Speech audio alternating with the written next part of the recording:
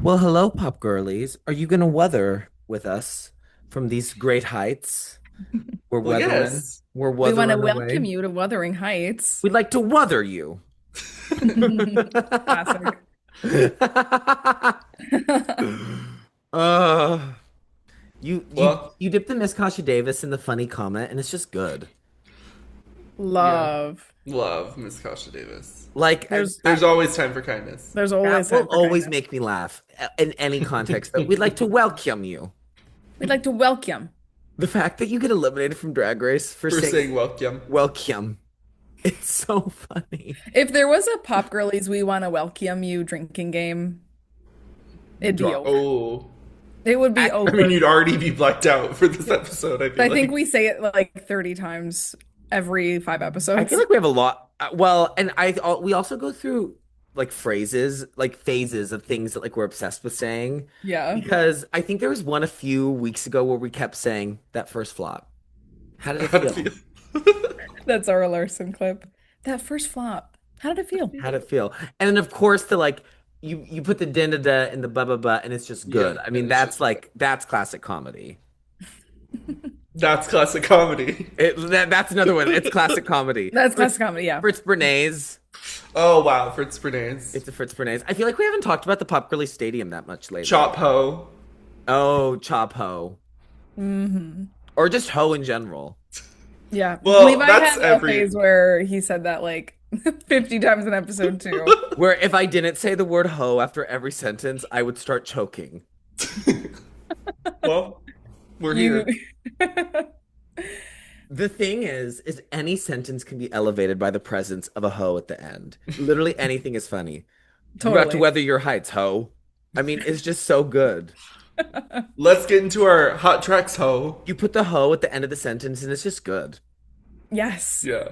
Okay, Drew, what's your hot track ho? See, it's so good. So my hot track kind of came. Do you ever just like, are you ever just working throughout the day and then realize like that you have to listen to a song and then the song just takes over your entire day? It's like every Totally. day. Yeah. Yeah. So that happened to me today with the song "We Found Love" by Rihanna, which I think is Mm. her best song, and I think one of the best songs ever.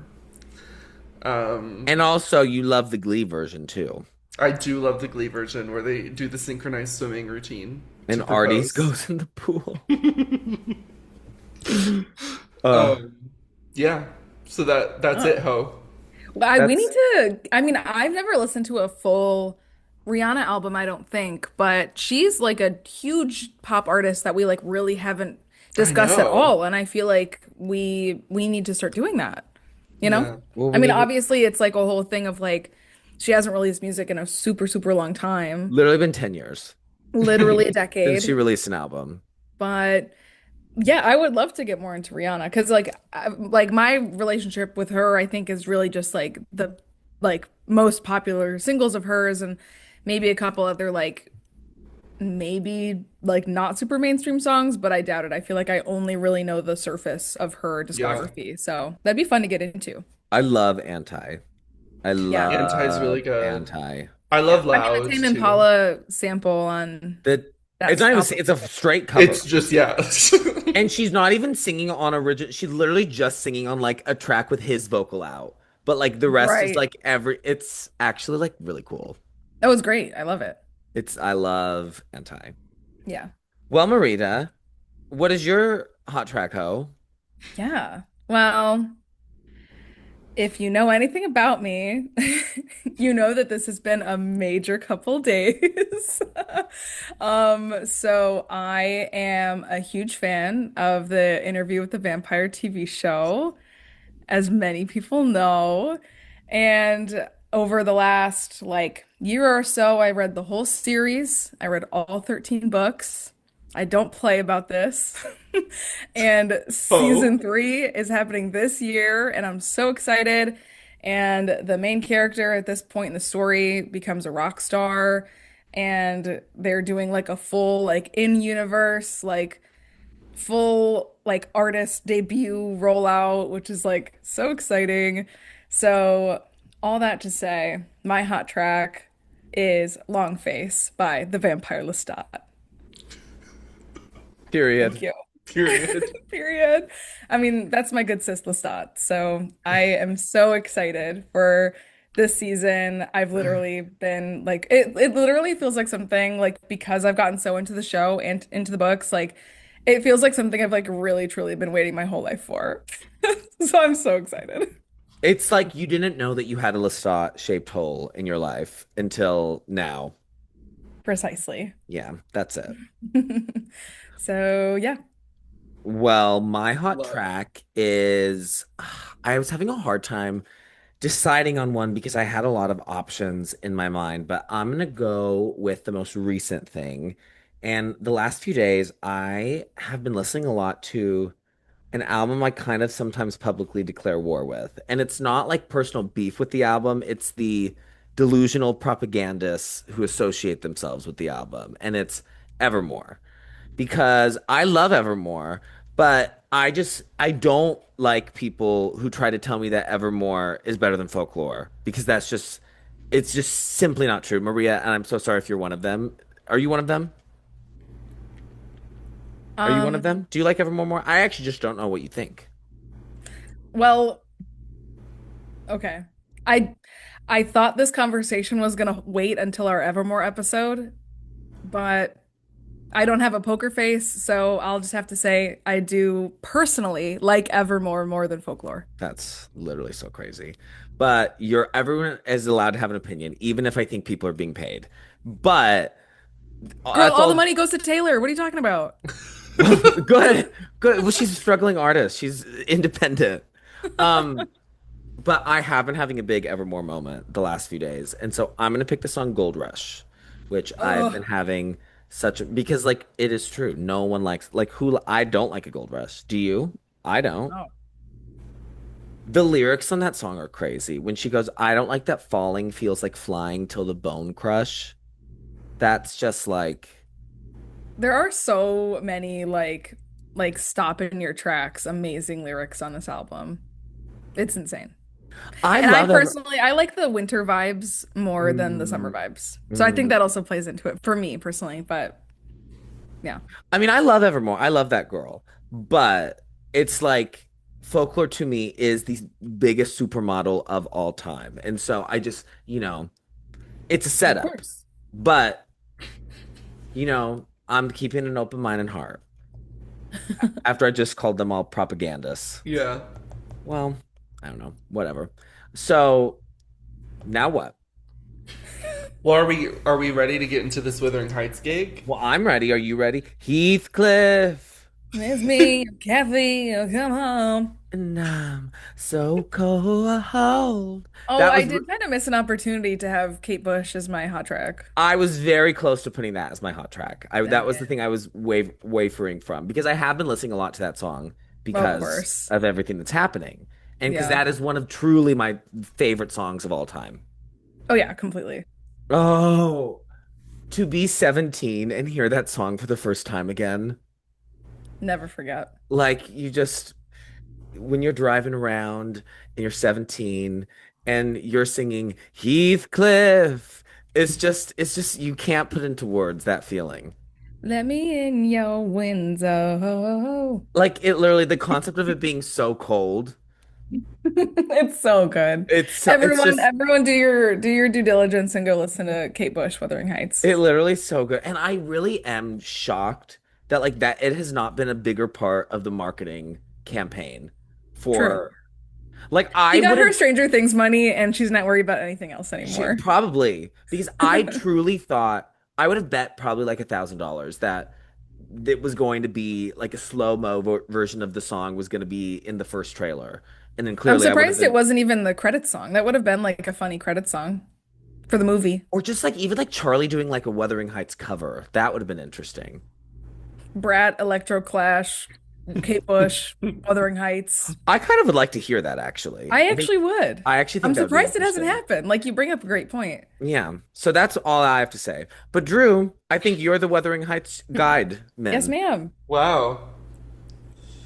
Okay. Well, where do I even Are you start? are you okay? Yeah, no, I'm just looking at my notes, wondering where to start. Okay, so Wuthering Heights by Charli XCX. So It is the soundtrack companion album to the film Wuthering Heights, the new film that just came out on Valentine's Day, directed by Emerald Fennell, queen of all time, best director of all time, Emerald Fennell. James Cameron, you are bones. James Cameron Hashtag was the runner-up. opinions-based podcast. Um, and of course, it is based on the famous Emily Bronte novel published in 1847. T. Um, but obviously, the new Emerald Fennell film is highly criticized for its adaptation of the book.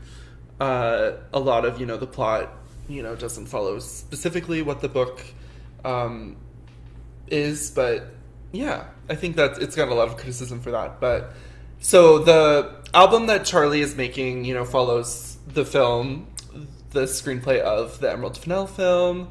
Um, yeah, and it's obviously her follow up to Brat, which was this huge, cultural phenomenon and huge breakthrough for Charlie. And Brat was obviously a dance album. This album I would classify, Wikipedia classifies it as alt pop, electro pop, or baroque pop. I would classify it as like the baroque pop kind of thing. You definitely get the Charlie experience though in the vocals. It has your kind of same Charlie vocal production to it. But yeah, I would say Baroque pop would be a good way to kind of describe it. Um, she worked with the producers Finn Keen, Nathan Klein, Justin Raisin, and Louis Pescacoy. I don't know. Sorry if I butchered your name. Work on the album began in December 2024. So she had a previous relationship with Emerald Fennell because for Emerald Fennell's first film, Promising Young Woman, it actually opens with the song Boys. And they had communicated with each other because Emerald really wanted the song in her movie. And Charlie was like, yes, of course, whatever. And so obviously that movie, it got Emerald an Oscar, it got her, this kind of big fame.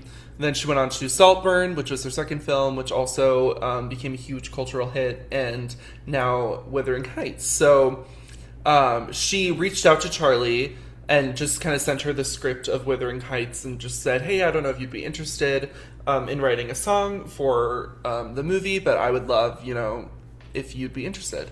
And apparently Charlie just felt really inspired by the script, that she would just kind of thought maybe this could be the next thing that she did. And so she wrote this whole project, which I think is really cool.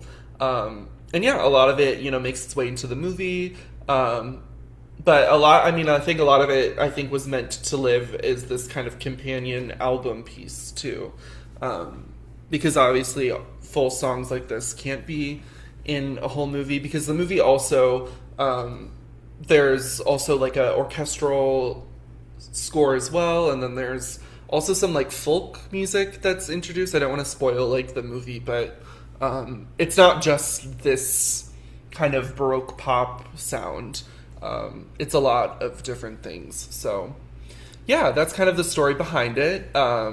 House was released as the first single on November 10th, followed by Chains of Love on November 13th. And then Wall of Sound was actually released as a single, kind of unprompted, on January 16th. And then Always Everywhere was released as the single with the album. So kind of a cool little rollout. We'll get into what we kind of think about the singles and how that all works later. But yeah, kind of an interesting rollout. It has an 84 on Metacritic, so it's sitting at really good. Obviously, there's only like 7 reviews in, so I think it maybe could drop, but it's definitely sitting at like a universal critical acclaim, which I think is really cool for Charlie. And honestly, that's all I really had on the album. It's obviously still fresh for everyone, so I'm really interested to see what we're kind of thinking about it. Yeah, definitely a really cool kind of shift from this huge Brat cultural phenomenon that she's having to, kind of, figure out what she's gonna do next to try to live up to that. So, yeah. Okay, cool. Let's have Levi go first. Hey. Well, to kind of go off of what you were just saying, Drew, I think that is such a smart move on Charlie's part. I think it is an incredibly canny business decision because we see this so often, not just in albums, but really in anything, in any kind of like field of art. After an artist has a big breakthrough moment, whether that be an album, whether that be a director in a film, or, a novelist writing a novel that's like a huge breakout. There always becomes the question of what will the follow-up be. And it's something that generates a lot of expectation. I would imagine that like that is a kind of pressure that feels very daunting to the artist. And yeah, I mean, Brat was this like huge moment for Charlie. It brought her to a level of cultural clout and recognition critically that she had never really had before, uh which I think was in a lot of ways kind of like a big the big theme of Brat is that she doesn't have success that she wanted, and then she got that success. And so it really is like I don't envy being in that position of having to figure out how to follow up something like that. And I think what she did was so smart because it wasn't that long after. I mean, it's been less than 2 years since Brat was released, and the Brat era was so long and like went on for such a long time that like it really doesn't even feel like, 2.5 years, that it's a soundtrack. So it's not like an official Charlie album, even though it is a full length album, but like it's in a different category than the rest of her studio albums. And it's a completely different thing. It's a completely different sonic territory and kind of thematic territory as well. And so I think that's really smart on her part because it kind of automatically erases any attempt at comparisons to Brat, and it like lowers the stakes, I think, of the project overall. But then whatever album she releases next, it really isn't the follow-up to Brat. This is the follow-up. So I think she would be able to go into her next like actual studio album, which who knows when that will be, considering she's in like 20,000 movies. Like every day a new headline drops that she's in some movie. It's kind of crazy. And I know that she's talked about that trying to be her focus now as opposed to like making music. But I think it was just very smart. And to me, that's like honestly like the biggest success of this project. I was just really like astounded by that level of discernment and decision making. So yeah, I mean, I was really excited about this album. I love Charlie, and I've loved Charlie for a really long time. Uh, I love Brat. I think Brat is one of the great albums released this century. We, did a early episode about Brat, and if we could do it again, I would give it a much higher score. I was like trying to convince myself that I was going to be this like really tough like grader and like give out and like not give out easy high scores, and then that just didn't end up ultimately being the case, as we all know. I love to give out a 10.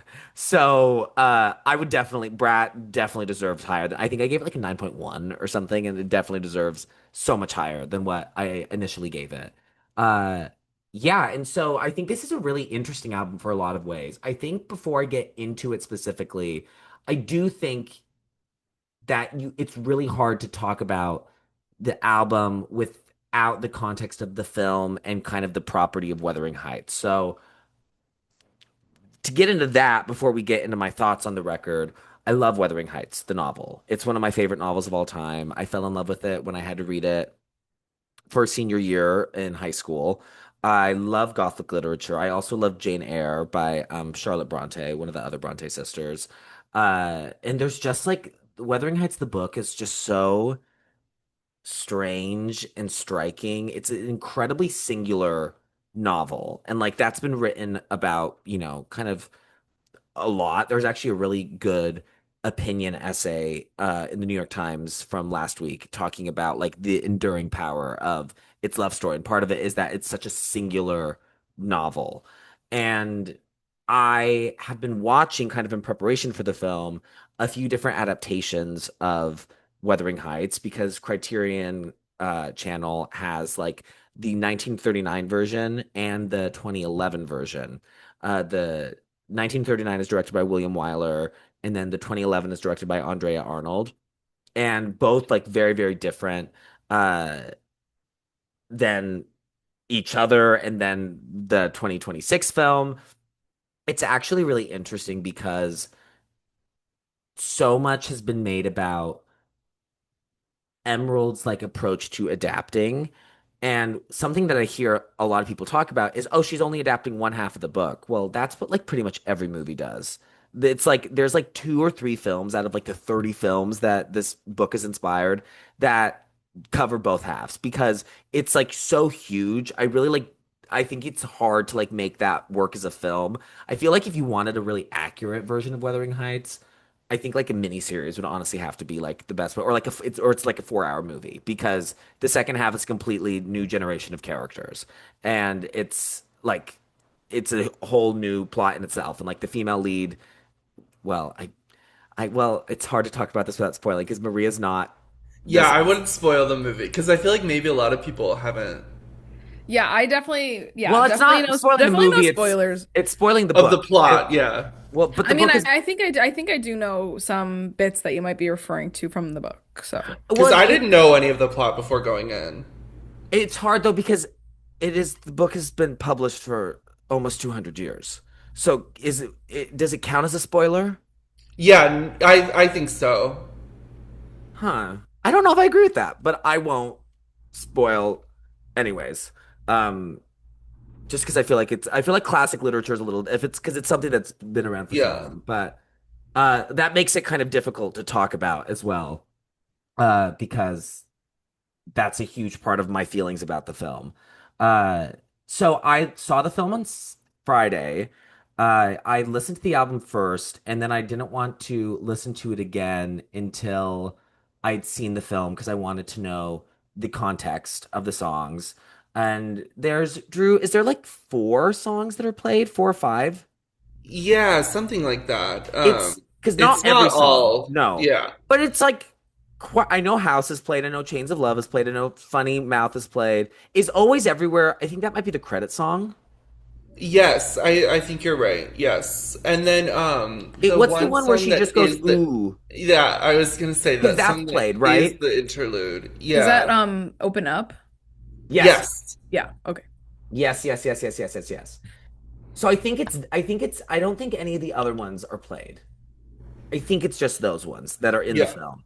But like I mean, that's like a lot for a film, you know? Yeah. I mean that, and like they're all throughout the movie. There is one montage that is by far my favorite, not just like musical moment of the film, but it was my favorite sequence in the film.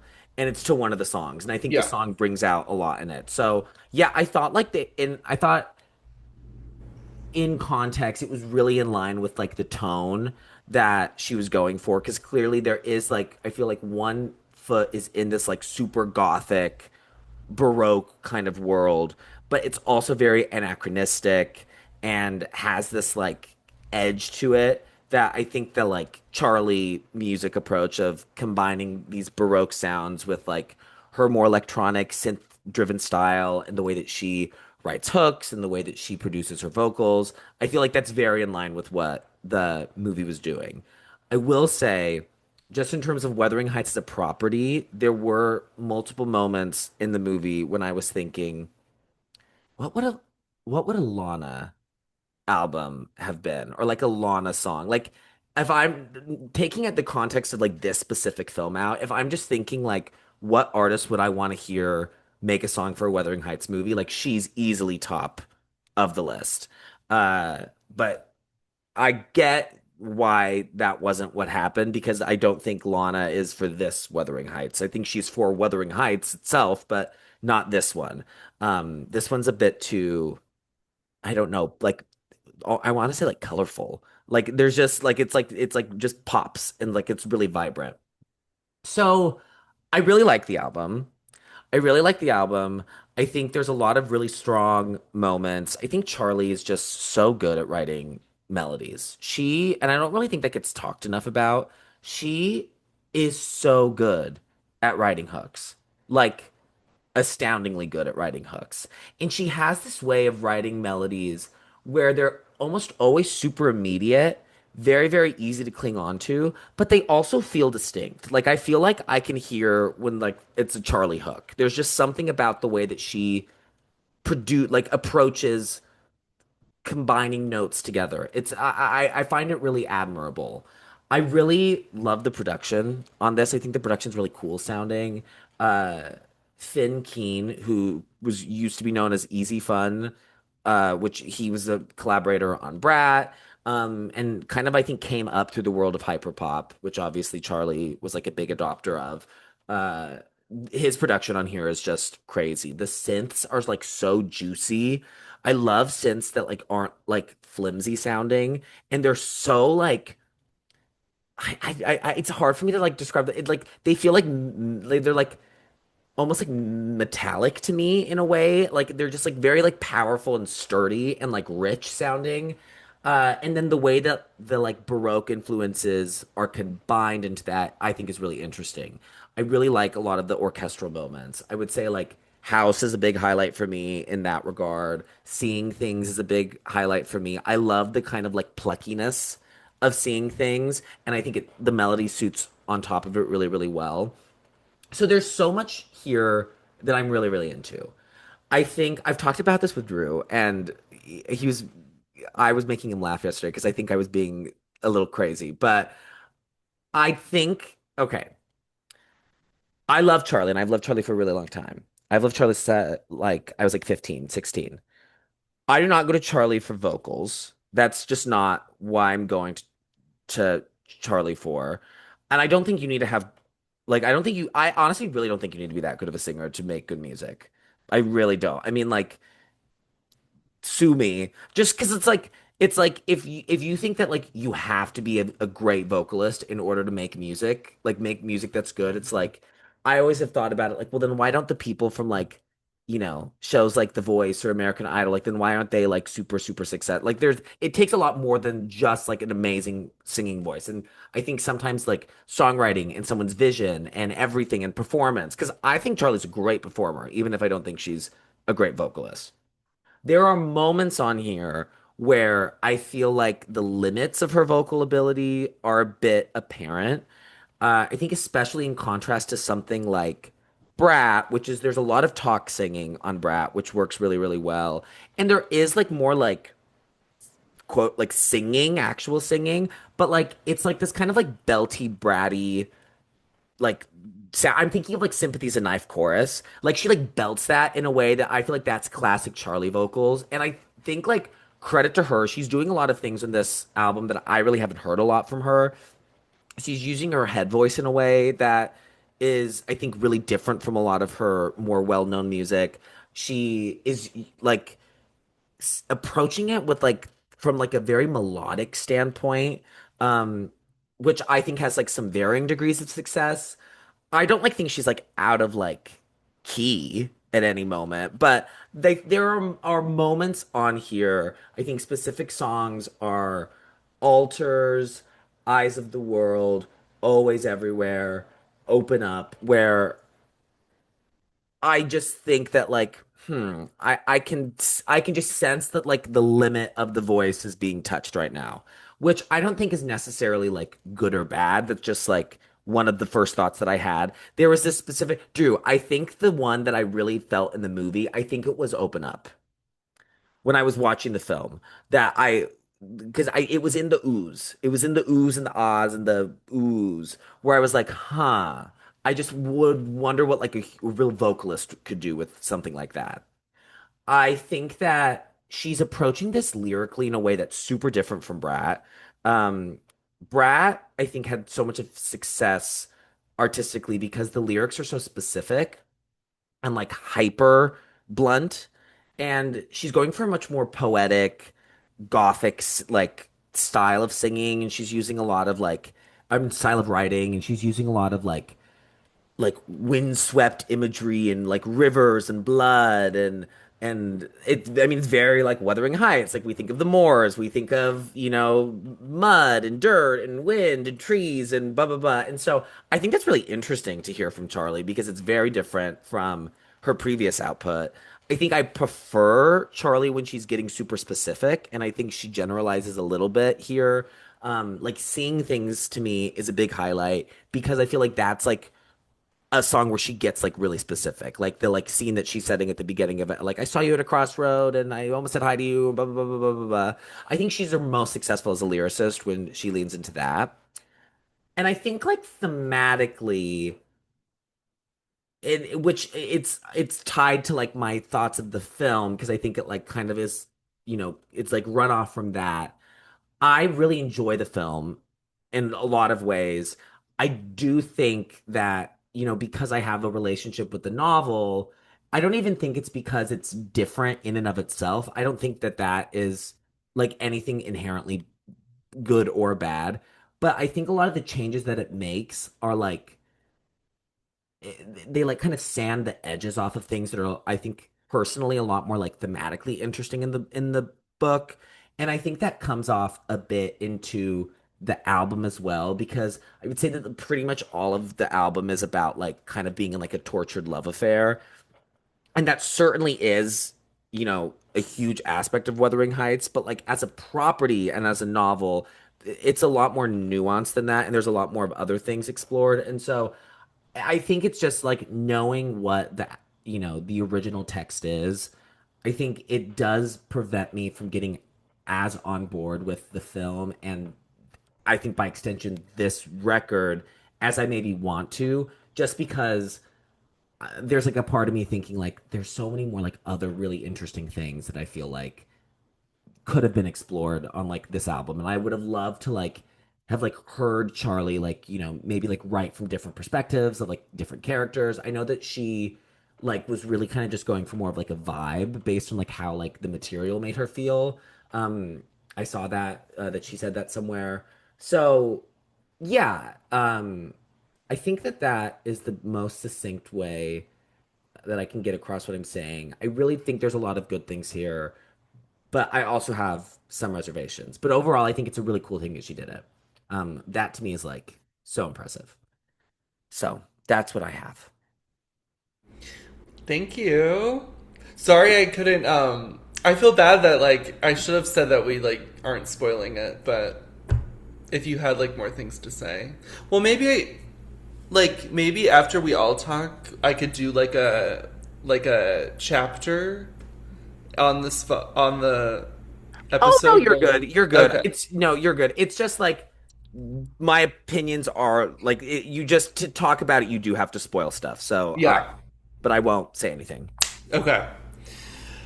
Okay, Maria. Okay. Well, to get into my thoughts, I am someone who has not yet seen the film, has not read the book, and has not engaged in any Wuthering Heights related media, with the exception of Miss Kate Bush. So I don't really have a whole lot of like foundational knowledge on the source material, like to that might potentially lend some other like opinions to like Charlie's work or like even the film when I see it eventually. So I'm coming from a very just like clean slate like place when I kind of approach the movie and the album. So with that, all that to say, I really liked this. As folks might know, I really, really loved Brat. I hadn't really gotten super into Charlie before that. But as soon as she started teasing Von Dutch, I was like, oh my gosh, I'm like so on board with this. Like this is gonna be such a cool album. So I have been invested ever since. I'll admit I haven't really like gone back and listened to a whole lot of Charlie like pre-Brat, with the exception of Crash. I did listen to Crash in its entirety after Brat came out. So yeah, like obviously I'm a huge fan of dance music, so a lot of what she makes is like totally up my alley. But I did really like this album a lot. I thought it was really neat. It's obviously, like Levi said, it's definitely different to Brat, and it's interesting that this is like the chronological follow-up, even though it is tied to a film release.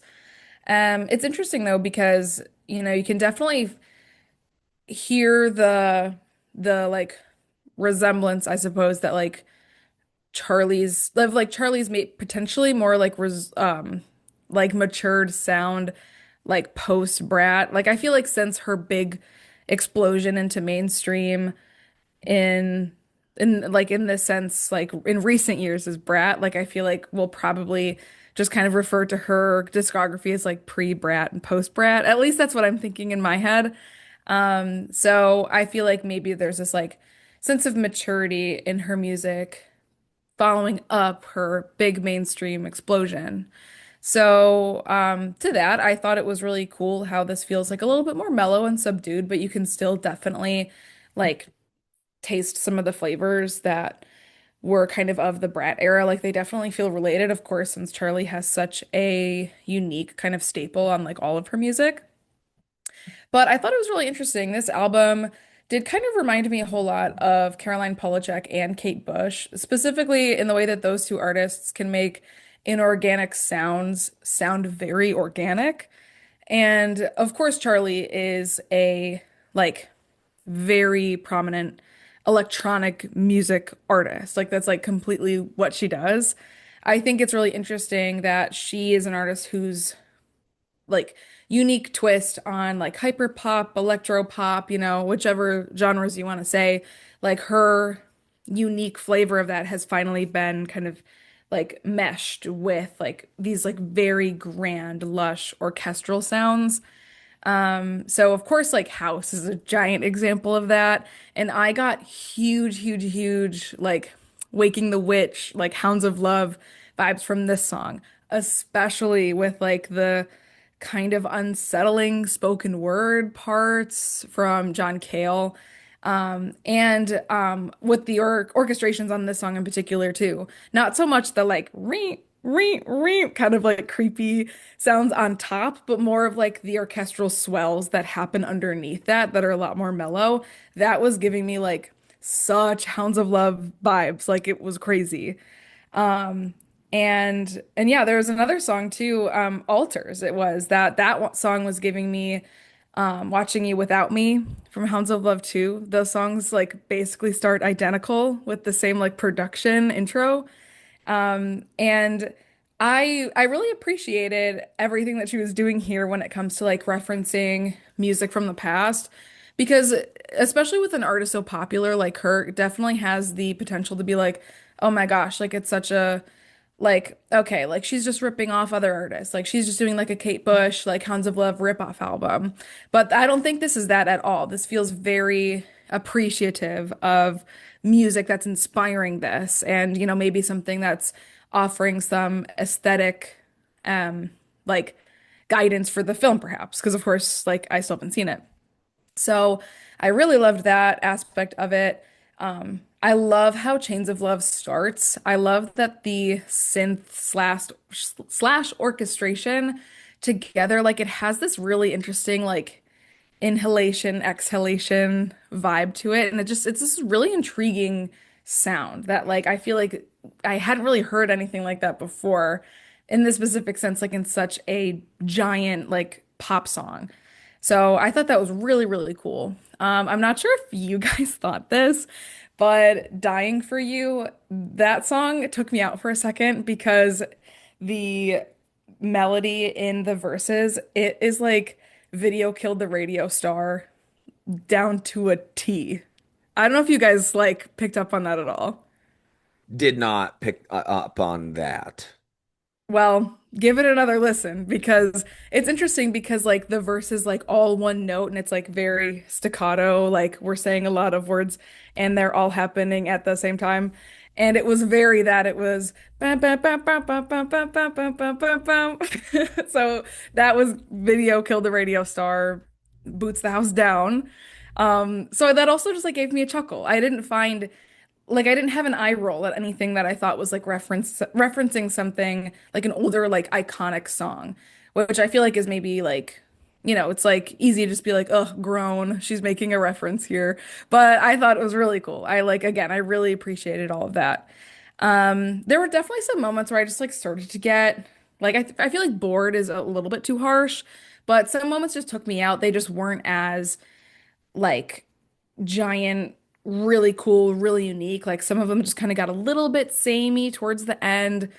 The Sky Ferreira feature is also crazy. That's like a huge like alt pop girl moment. Like that's one for the history books for sure. To your point that you mentioned, Levi, about the vocals from Charlie, Eyes of the World was actually a moment where I had to like actually pause it because I was like actually pretty gagged at her performance. Like I thought her vocals in the chorus of that song were actually really, really amazing. But totally agree with you though, how she's got this like very guttural, like throaty belt when she does start to get into her head voice. And I feel like that's very signature of Charlie, especially like post Brat. So thought that was really cool. I was just like, I wasn't expecting like this big vocal moment. So I was like, wow, love. I will say again, haven't seen the movie yet. I'm not sure if the cover of this album would, if I'd have a greater appreciation for it, if I was like living for this moment in the movie where she's dipping her toast into an egg. But I think the cover, either way, is like boring. I wish it was a more interesting cover because seeing other stills from this movie, it's like this is a very aesthetically pleasing movie. Like, Wuthering Heights adaptation, valid or invalid. Like it looks like a very pretty movie. So I'm just a little bit sour that the cover is this boring. But, that's just me. Um, but I think that's all of my thoughts. If I'm of course like don't really have any prior Wuthering Heights knowledge. So I'm interested to see the movie. Of course, like Drew mentioned before, it's been like a very hot and cold conversation. I think, this potentially would have been an interesting collaboration between Charlie and Emerald. Of course, like what we're getting is a reimagined Wuthering Heights adaptation, but I'm curious what this collaboration between them would have been if Emerald was presenting to her like an original screenplay, like even like related to Wuthering Heights or not. Like I'm just curious what even like a modern day collaboration, well, not, well, I mean like a collaboration between Emerald and Charlie if the movie was set in modern day. Like I'm curious what that would look like as well? So yeah, I'm very interested to see the movie having experienced the album beforehand. I think that'll be interesting for sure. So yeah, those are all my thoughts. Thank you, Maria. Yeah. Um, Drew, I have a question for you. yeah. What do you think about the album cover? No, no, no, no, no. I Yeah, do think no. it's a weird because it's like a still from the film that's then like made into like a painting, and I think it is a weird pick. I think No, there's I so think many she should have other. been on the cover. Oh, you wanted it just to be her. Well, I didn't want it just to be Charlie. I wanted it to be like, I mean, there's so many like amazing like photos that she's put out from like the photo shoot. Yeah. And she's doing a lot because like also something I'll say too is like, it's almost I don't maybe again I haven't seen the movie so maybe I shouldn't go as far as to say like revisionist history, but obviously the costuming to say the least is Yeah. not period accurate. Like we're all on the same page there. So like the movie seems to have this almost like meta like approach to it where it's like yeah they're wearing this like completely modern clothing, they're all wearing like two-faced makeup like we're not going for like complete realism here. So I'm curious though like if they went so meta as to have a cover with like Charlie and Margot Robbie and Jacob Elordi, like Charlie plus the main characters of the movie, like we could have gone crazy with the cover and I think this is so boring. So Well, really, we needed a Hong Chow. We needed the Hong Chow Nelly Dean special. Yeah. No, yeah, I really don't like the cover. I have that as a note to discuss. But yeah, yeah. Yeah, Um it's also like the film is so colorful, and so then it's like yeah, browns. I It's like also Yeah. like, and I don't mean to like spoil like this. I don't think this is a spoiler, but I think you could watch the whole movie, and I think you could have missed the shot that was the yes, cover of it's the like album. not like a big It's moment. not an essential Wow. thing, and I think anyone who like read the book, or I don't think that's a spoiler. Yeah, it's not essential. No, like it's literally like two set like this like it's like not like a scene. Like it's You like could easily miss that um, yeah, That's so funny. if bro, you watch the movie. you go to, drink take a sip of the Coke and it's gone. It's gone. Yeah. So I don't. Yeah. Reach for the popcorn, it's gone. Literally. Literally. Yeah. Bathroom So break ad you're Forget like it. I bet there's a lot of people who did see the movie and are like, what is like I don't what like is I that? think they just thought that I don't know. It's like But what's the egg doing? yeah. Well, isn't it coffee? Oh, is that what it is? I thought it was an Yeah, egg. I think they're dipping like a toast thing in coffee. Well, that's like a little, that's like a, I thought it's like toast and a hard-boiled egg. That's what I thought it was. Because that looks like a hard-boiled egg to me. Yeah. I literally don't even remember from the movie because it Yeah, happened maybe it is. two I seconds. thought it was coffee though. Because I that's don't like a know. little, like the little cup is like what you put a hard-boiled egg on top of. Right. And like it looks like she's like is holding like the crust of like the toast. It's such a funny shot because it's like when I first saw it, like I really couldn't even tell that what she was holding was toast. I So thought it's it was just a like, what are we brush at doing? first. I thought it was like she was like brushing. I thought she was like Yeah, painting the egg. it's not Like, even a cool no. thing. But it's the cover, so Yeah, whatever. it is weird to me because I also like don't think you're getting anything about like the Kathy Heathcliff dynamic really No. from the like arm place. Like it doesn't really make sense. No. I agree, fully agree. Um but yeah, kind of going into kind of my thoughts about it. I Emerald Fennell is like my all-time favorite director. So I was pretty much down for whatever she was about to do next. Um and I was pretty shocked when I saw the first trailer and it had, everything is romantic like the orchestral version. I think that was like kind of our first clue into it. However, I really liked the inclusion of that in the trailer. But I will say, hearing, obviously finding out that Charlie was going to be doing the soundtrack, it did give me a little bit of pause just because I didn't know what to think. However, I was on board for the Everything Was Romantic in the trailer, so I was kind of like interested just to see what she would do. But yeah, so going into the movie, I was really interested to see how it would kind of flow because I didn't know if like is this just going to be Charlie music in this movie, which would be a really hard thing to do, specifically because it is like a piece that's written in the 1800s. But yeah, I'm gonna be honest. After seeing the movie, I don't know if I'm fully sold that the music that Charlie wrote for this in the movie is not an afterthought. To be completely honest, it really does feel like Charlie wrote this whole project because she was so inspired by the script that Emerald wrote, and then Emerald just kind of found moments like how can I put this music in this movie. And there are like a couple of moments where I think it really does work.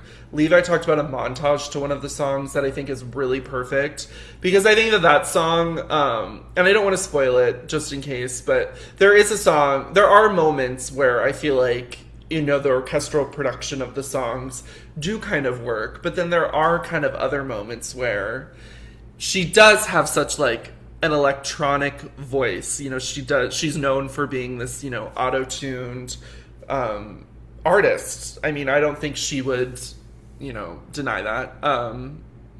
And I think it did kind of take me out of it a little bit, especially because it wasn't just her music in the score of this movie. It was orchestral music that I probably liked a little bit more than the Charlie music, and then there were also like folk songs in the film too. So that's just kind of how I feel about it. And so I really love the album though. I think it works a lot. I think a lot of the songs are really great, and I think it works as a companion to the movie. I just wish that there wasn't this kind of like, it felt like to me that there was a little bit of this added pressure to add the music from this album into the movie, or add more of it than what maybe she was hoping for, which is the one song. Um, but yeah, I don't know if Levi, if you feel this way, or if Maria will feel this way after she sees it, but that's just, I really was feeling that the whole time watching the movie.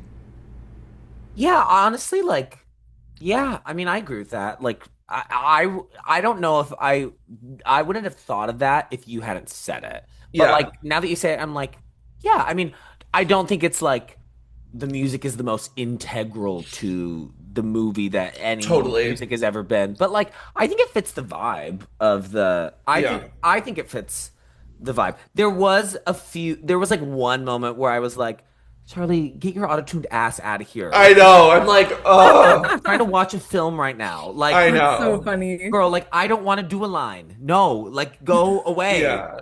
There were Go. like multiple moments like where I was like, oh, like Emerald, we can. I mean, just like I don't That's know. really interesting. I am very excited to watch it and think about that. I hope it Yeah. doesn't take me out of it too hard.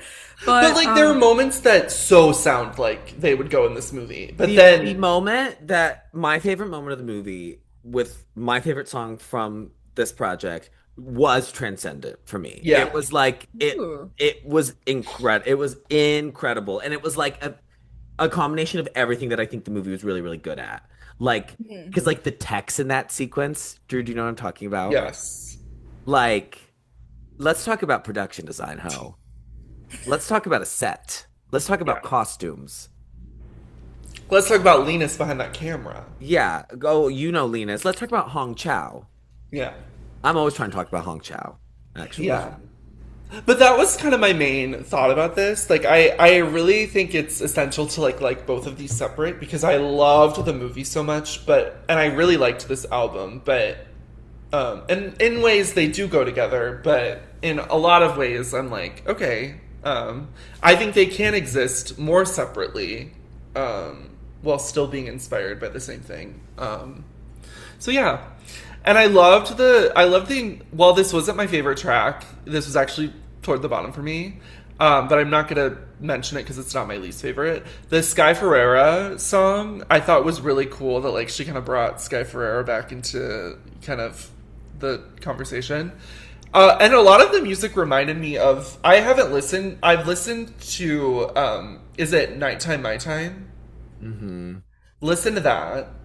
I And love that album. it's so, we should definitely. I was making me think like I would love a Levi dissertation on Nighttime My Time. You know how I feel about Miss Sky. Yeah.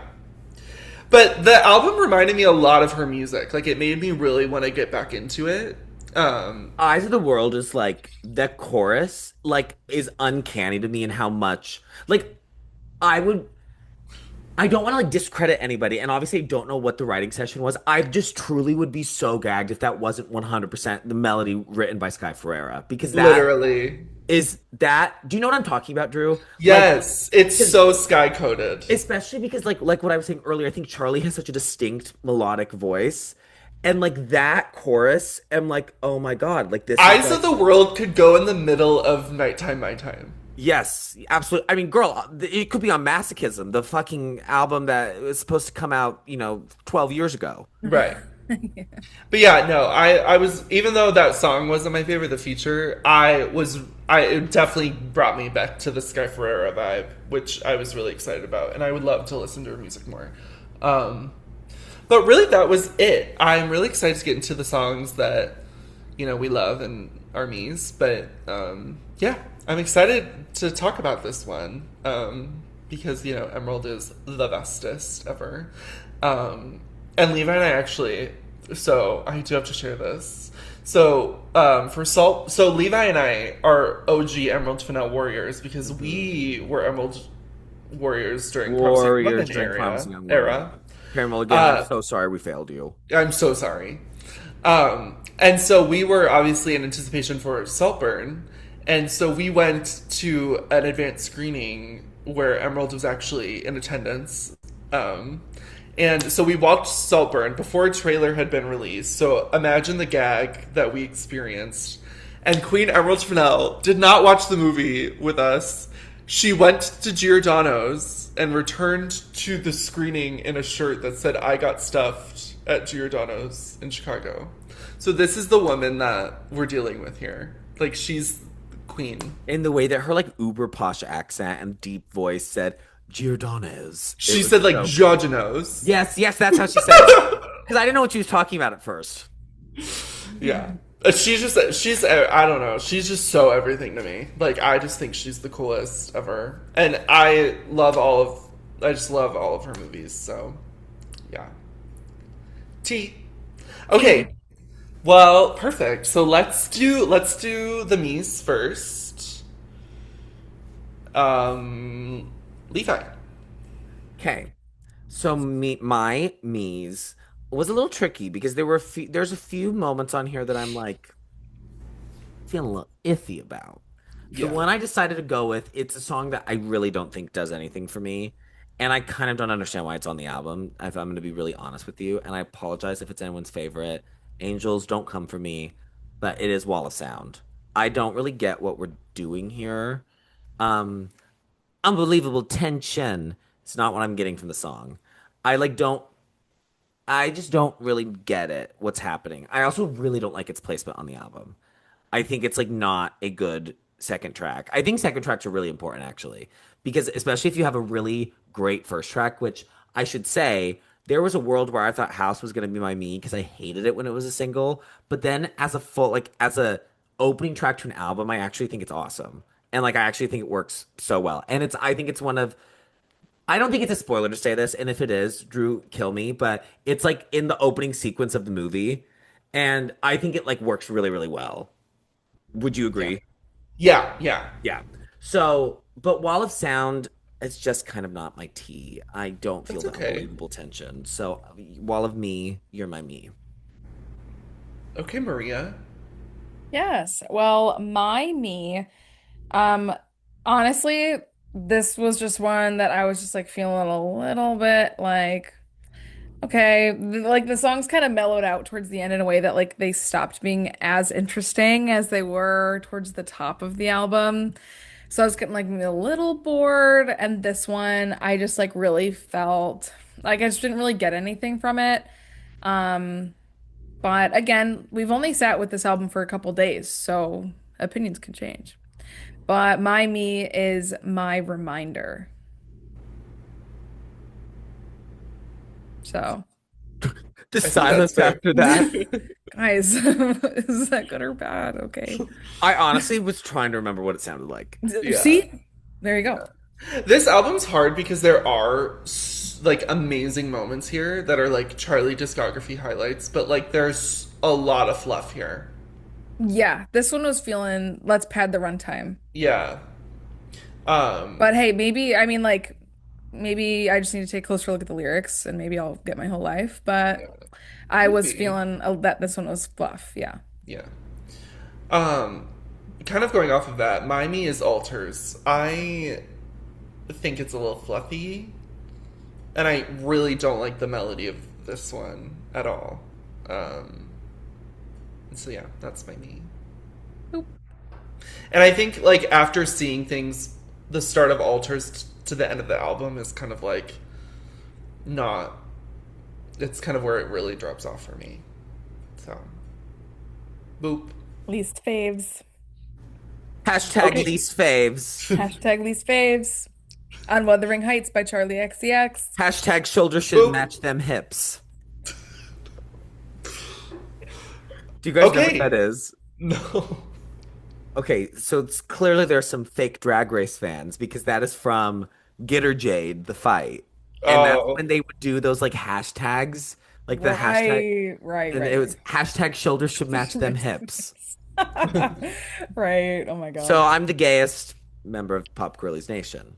Well, we already knew that. Today. Yeah, today. Oh, I'm Oh. kidding. I'm kidding. Satire, satire, Oh. no, satire. no, that O was directed at Drew with the, we already knew that. Oh Oh, my God. Okay, Oh. I'm good then. I'm good. oh. Oh, Hmm. Okay, my three, actually there was a long time, and by a long time I mean this album's been out for like 3 days. So there was a second where I thought Altered was my three, but I changed it. top three to top three favorites. Top three Holy favorites. Trinity. Yes, Holy Yeah. Trinity, my number three. But it's not anymore. Even because the vocals on that bug me a little bit, but I'm gonna push back on you, Drew, because I love the chorus of the melody of the Oh, chorus. I also do think the one is not the loneliness. I think that's a little corn boots. That is a little corny boots. And it's like, Mama, we're doing Wuthering Heights, ho. We're not doing, you know, Jack and Jill. Like we got to bring out We're not our doing nursery rhymes right now. We're doing Wuthering Heights. yeah, Mother Goose. That we're recording doing session's down the literature. hall. Yeah, like we got to get our Bronte out, and one is not that it's a little cuckoo hoopoo boo boo. So my number three is actually Eyes of the World because I was gagged the fuck out of it when I was listening to it this morning.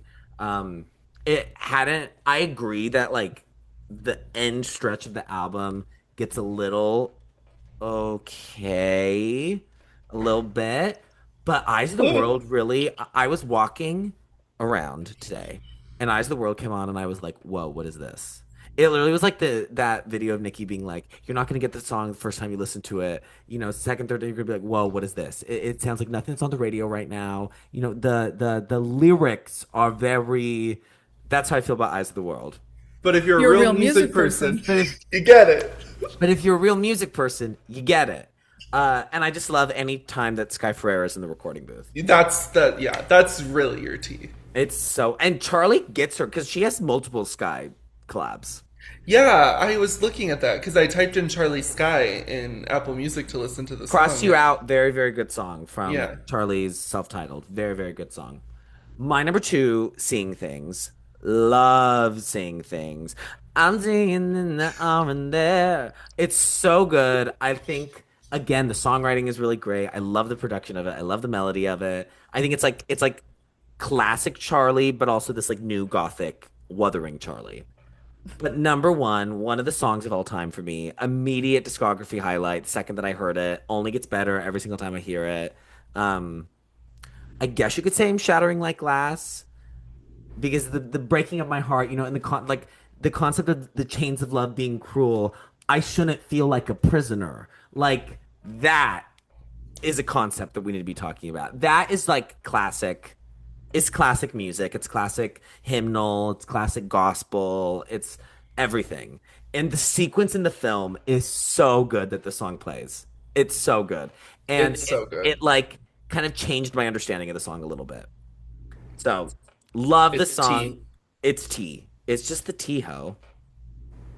So that's what I got to say about that. Love. Love. Yeah, Very top Maria, three. Maria, now you follow that ho. Okay. Okay.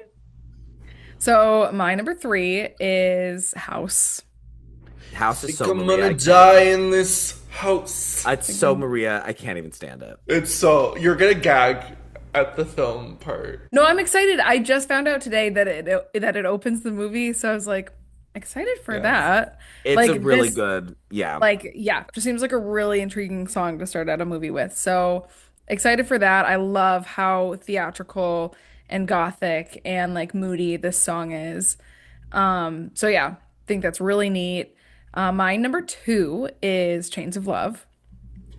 Because are the I chains of love mean, cruel? It's a it's Fritz cool. Bernays. Shouldn't feel like a prisoner. Like you just like actually shouldn't feel like a prisoner. Oh, stop. Yeah, so good. And the music video is so good. It's so good. So yeah, the song's everything. And again, like I said before, I love the very like the breathing synths that are happening. Like it's just like such a cool sound. Like I'm still not over it. I think it's really neat. And my number one is actually going to be Wall of Sound. Oh, so you love the unbelievable tension. Yeah. I thought you were gonna say Eyes of the World, and then I was like, wait, an Angelina performance of Eyes of the World would gotta be crazy. With Dita being Sky. Featuring D. I mean, that I would like to see. I mean, that is classic drag. Like that's Like I can see Angelina doing like the big arms, like the like a Vita. yeah, kind like some, I Like just a see a vision. I love the vision. Block it for us, ho. yeah, direct it. Direct it, Yeah, ho. I'll direct it. I'll Emerald Fennell that shit. Well, So perfect. Do yeah. you have anything else? Well, Marie, do you Oh have yeah, more to Wall say of about your wall of Sound. sound? Yeah. So, well, I mean, I actually literally, Levi, everything that you said, I feel the exact opposite of, to be honest. I love its placement. I kind of love everything that's going on in it. I find it really intriguing when like the lyrical structure of a song is like it's not like full like poetic sentences, but it's just like let's list things. Let's just like juxtapose this with that. Let's say this and this back to back, whatever. And like it's just like not super traditional as far as like how the lyrics are structured. So I'm a fan of that. I love how the vocals are produced and how it kind of like certain lines have like the stutter afterwards. I love that. I think it's so cool. And I also think just wall of sound in general is a very cool turn of phrase. So I'm just drawn to that being the title and that being like in the song in general. So, so yeah, I don't know. I mean, I just kind of I like it. It's just good. You love the unbelievable tension. Yeah. And So that's good. And amazing. there I you want you go. to love the unbelievable tension. You're Yes. welcome. Thank Denada. you. Thank you so much. Hey, Drew. Okay, my number three. I'm choosing between two songs. I'm gonna go with "Out of Myself." I love "Out of Myself." I think it probably has my favorite lyrics besides my number one. I really love it. I think it's really great, and it really encapsulated like my interpretation. I was completely unfamiliar with the source material of Wuthering Heights, so I kind of went in very, very blind to the story. I had no idea really what was going to happen, except that it was a love story. And I feel like that the song highlighted it perfectly. So, uh, and my number two is "Dying for You." I feel very similar. So I feel very similarly to Charlie's vocals as I do Madonna's vocals, actually. So it's kind of cool that we like are doing this after Confessions, because Confessions is like a vocal highlight for me. I think when Madonna is not trying to like go for these like huge riffs or do things that are out of her vocal comfort zone. I think that's where she sounds the best, because I feel like she's able to really shine. I feel the same way about Charlie. And I feel a lot of this album is her just kind of in her normal range, which I know I know that it can maybe seem a little bit limiting, like what Levi was kind of mentioning, how he heard it. But I think that this song, "Dying for You," I think it's like my vocal highlight for me. I really love it. So, yeah. And then my number one is "Chains of Love." Classic. You just shouldn't feel like a prisoner. Because I shatter like glass. Shattering like glass. I mean, it's that song should be what her contribution to the movie was. Oh, you get rid of everything else. I love the album. I just don't think we should have included any of the other songs in the movie. Besides House. A house hoe. Everything else. House and Chains of Love, keep it. I don't think we needed any of these other songs in the movie. I think just it can work on its own, and there you go. You heard it here first. You heard it here first. Okay. Well, Okay. we did it. Okay, utensil time. Yay. So I'm gonna go in with this at a 7.9. Do you have anything I else think to it's say? really great. I think there's a lot of fluff, but the songs that really soar for me give it a good rating. Slay. Okay. Well, Maria Spoon is going in at a 7.6. Because basically feel exactly the way that Drew feels about it. I think that was a really good way to put it. And we're all in the same ballpark because I'm going 7.5. Oh, So Nice. we're all in the same caliber. except for Ho. Serena. I can't stop quoting season 5 of RuPaul's I Drag Race right now. know. I can't stop doing it. That's Okay, so so funny. that gives us an average score of 7.666. Oh, Oh, six. Another one. Oh, Um, well, T. That's yeah, yay! awesome. I mean you passed, Charlie. That's a passing score. It's a good score. Um, I mean, if we were just judging Chains of Love and House, it would maybe come Tens, from tens, Madonna. tens. yeah, it'd be the first thing to get a 12. Yeah. Whoa. So Okay, so that was Wuthering Heights. we love you, Emerald, and we're open to auditioning for your next film and doing any sponsored content. Whoa. Interview, if you want to come on the pod. We'd love to do an album. What album do you think Emerald would want to do on the pod? The Paris Hilton album. Yes, Paris. Yeah. Like something like that, I think. Something fun and flirty. Yeah, something. Oh, actually, I know you don't like this person, but I do Gwen think she'd be, Stefani. yes, she'd be great Yeah. for Love Angel Music, baby. Okay, We're Emerald. If sorry, you're a dude. real Well, music person. we might do that sooner than Emerald gets a hold of us because you know how I feel about Lamb. Yeah. You know I'm a Love Angel Music, baby. Yeah. And it's just, you mix the love and the angel with the music, baby, and it's just good. It's just good. All right, what you waiting for? I also feel like. Oh, Oh. we're I talking about also. songs of all time. I That's mean, the song of the songs of all time. take a chance, you stupid hoe. All roads lead to what you waiting for. The fact that the same person wrote that as beautiful is really crazy I mean, because Linda Perry wrote both. Oh, news Fun to me. fact for the children. little Yes, thank preview. you. Yeah, little Little preview. preview. I also feel like she'd be down to do some Madonna. Mm. Or maybe she could do like Well, her some freak ass would Fiona have wanted. Apple. She would have wanted to do erotica. Yeah.